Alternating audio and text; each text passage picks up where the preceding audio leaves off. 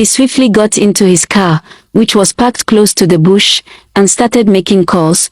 Before Obi could leave the scene, some burly men appeared out of nowhere. They grabbed him, collected his phone, and started beating him mercilessly. Obi tried to defend himself, but he was no match for the men. They beat him so severely that he fainted, his body limp and lifeless. The men dragged Obi's unconscious body and put him inside the trunk of their car. They drove off into the night, leaving behind a trail of mystery and fear. Obi's phone lay broken on the ground, his evidence lost forever. The next morning, Obi's parents woke up to an empty room. They wondered where their son had slept and why he wasn't home yet. They tried calling his phone, but it was switched off. As the days passed, their worry turned to panic. They visited the local police station, reporting Obi's disappearance. The police officers listened, their expressions skeptical. "Isn't he the same boy who impregnated that mad woman?" one of them said, raising an eyebrow. "Maybe he has run away because of shame," another officer added, his tone dripping with doubt. Obi's mother cried, begging the police to help her find her son.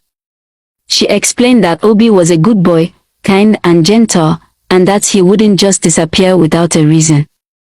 The police promised to try, but their words seemed hollow. As the days turned into weeks, the neighborhood buzzed with gossip and speculation about Obi's disappearance.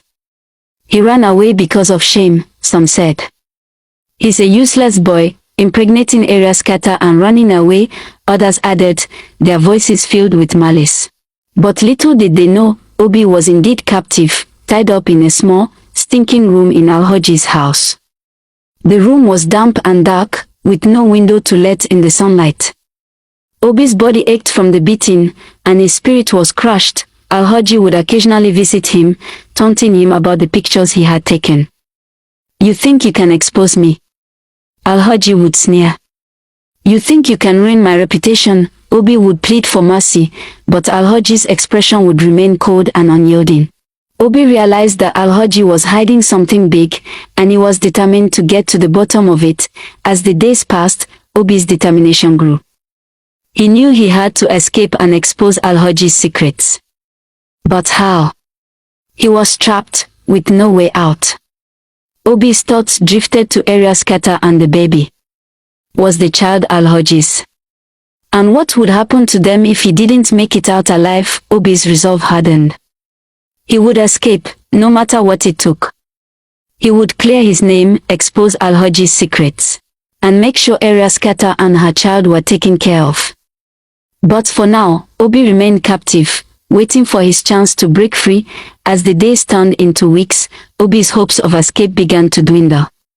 He was fed meager rations, and his body began to weaken. Alhaji's visits became more frequent, and his taunts more vicious. One day, Obi heard footsteps outside his room. Alhaji's voice was heard, arguing with someone. Obi listened closely and realized that Alhaji was talking to one of his associates. "We can't keep him here forever," the associate said. "What if he talks?" "He won't talk," Alhaji replied. "He's just a foolish boy who got in over his head." Obi's determination grew. He knew he had to escape and expose Alhaji's secrets.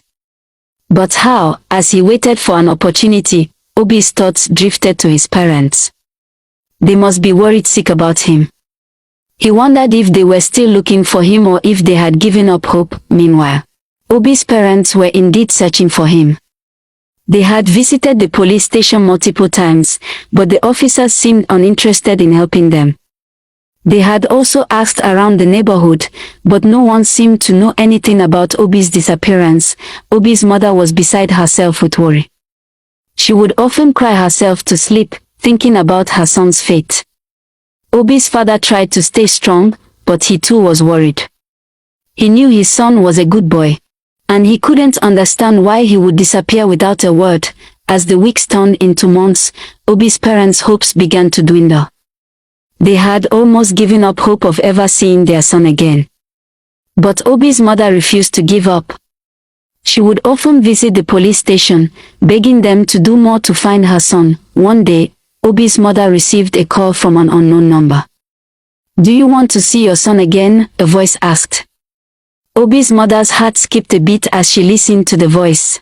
Yes, please, she begged. Tell me where my son is, the voice on the other end laughed. You'll never see him again, it said. He's in a place where he'll never be found. Obi's mother's world came crashing down. She collapsed to the ground, crying uncontrollably. Obi's father tried to comfort her, but he too was devastated. As the months passed, Obi's parents' lives were filled with sadness and despair. They had lost their son, and they didn't know if they would ever see him again. But Obi was still alive. He was determined to escape and expose Alhaji's secrets. He waited for the perfect moment to make his move. One day,